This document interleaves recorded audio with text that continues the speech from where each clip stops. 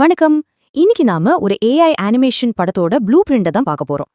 உங்க டைரக்டர் ஒரு ஏஐயா இருந்தா எப்படி ஸ்கிரிப்ட் எழுதுவீங்க?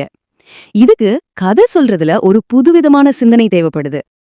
ஏஐ வீடியோல பெரிய சவாலே கேரக்டர்ஸையும் சீன்ஸையும் ஒவ்வொரு ஃப்ரேம்லயும் ஒரே மாதிரி மாறாம வச்சுக்கிறது தான். அதுக்கான தீர்வு தான் இந்த டீடைல்டான ப்ளூ பிரிண்ட். இந்த ஸ்கிரிப்ட் எல்லாத்தையும் லாக் பண்ணிடுது. முதல்ல கேரக்டர்ஸ். மெயின் கேரக்டரான இந்திரபாண்டியனோட ஒவ்வொரு விஷுவல் டீடைலையும் இந்த ஸ்கிரிப்ட் தெளிவா சொல்லுது. அதுல்யாவுக்கும் அதே மாதிரி டீடைல்ஸ் கொடுத்திருக்காங்க. இதனால ஏஐ எந்த குழப்பமும் இல்லாம வேலைய பார்க்கும். அடுத்து பாட்டி, கோவிந்தம்மாள் எல்லா சீன்லயும் ஒரே மாதிரி இருக்கணும்னு இந்த டீடைல்ஸ் ஒரு கமாண்ட் மாதிரி. கேரக்டர்ஸ் மட்டும் இல்ல, கதையோட உலகத்தையும் இந்த ஸ்கிரிப்ட் வரையா இருக்குது. ஸ்டைல், லைட்டிங்னு எல்லாமே இதுல அடங்கும். இப்போ பேஸ்மெண்ட் செட் ஆயிடுச்சு. அடுத்ததா ஒரு கிளாசிக் கதையை உருவாக்க 7 காட்சி அமைப்பை பயன்படுத்துறாங்க. இந்த அமைப்பு ஏஐக்கு ஒரு தெளிவான பாதைய காட்டுது. இதனால கதை எங்கேயும் தடம் மாறாம ரொம்ப கோர்வையா இருக்கும். இப்போ 3வது காட்சியான வறட்சிய பார்க்கலாம்.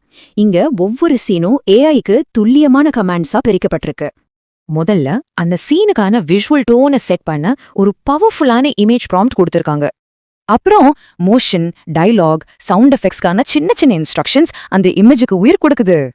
சோ இது வெறும் விஷுவல்ஸ் பத்தி மட்டுமல்ல, உணர்ச்சிகளை இன்ஜினியர் பண்றத பத்தியும் தான். 4வது காட்சியில பாட்டி கதையோட மைய கருத்தை சொல்றாங்க. இதுதான் கதையோட முக்கியமான எமோஷனல் பாயிண்ட். 6வது காட்சியில பாருங்க, ஒரு தூய்மையான சந்தோஷத்தை உருவாக்க விஷுவல்ஸையும் சவுண்ட் ப்ராம்ஸையும் எப்படி இணைக்கிறாங்கன்னு. ஆக மொத்தம் இந்த ப்ளூ பிரிண்ட் நல்லாவே வேலை செய்யுது.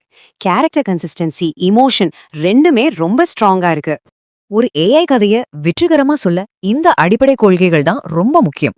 ஏஐ ஒரு சக்தி வாய்ந்த டூல் தான். அதை வழிநடத்த ஒரு தெளிவான ப்ளூ பிரிண்ட் இருந்தா ஏத வேணா உருவாக்கலாம்.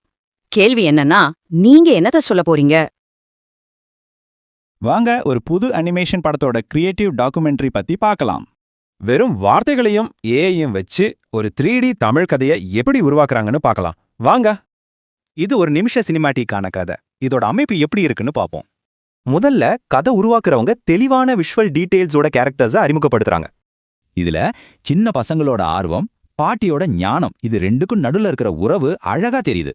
விஷுவல் ஸ்டைல் பாத்தீங்கன்னா பிக்சார் குவாலிட்டி 3D, அப்படியே ஒரு சினிமாட்டிக் லைட்டிங்ல. கதை ஒரு ரகசியத்தோட நிலா வெளிச்சத்துல தொடங்குது, ஒரு ஆச்சரியத்தோட ஸ்டார்ட் ஆகுது. தங்க பாட்டி ஒரு ஒளிரும் ஆலமரத்துக்கிட்ட பேசுறத பசங்க பாக்குறாங்க.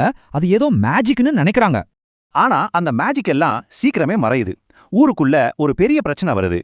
கதையோட முக்கிய சிக்கலே இதுதான். ஊர்ல உயிர் கொடுக்கற தண்ணி வத்தி போச்சு. இங்கதான் பாட்டி பசங்களுக்கு ஒரு முக்கியமான விஷயத்த சொல்லி கொடுக்கறாங்க. மேஜிக் வெளியே இல்ல, உள்ளதான் இருக்கு. இத கேட்டதும் பசங்க ஊர் மக்களை ஒன்னு சேர்த்து கிணத்த சுத்தம் செஞ்சு மரம் நடுறாங்க.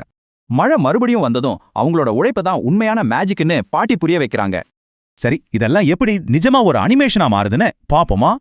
கதை உருவாக்குறவங்க கூகுள் ஃப்ளோ ஏஐ வச்சு இந்த டெக்ஸ்ட் அனிமேஷனா மாத்துறாங்க. இந்த ஏஐ கிட்ட அவங்க என்னெல்லாம் எதிர்பார்க்கறாங்கன்னு பாருங்க. ரொம்ப தெளிவா இருக்கு.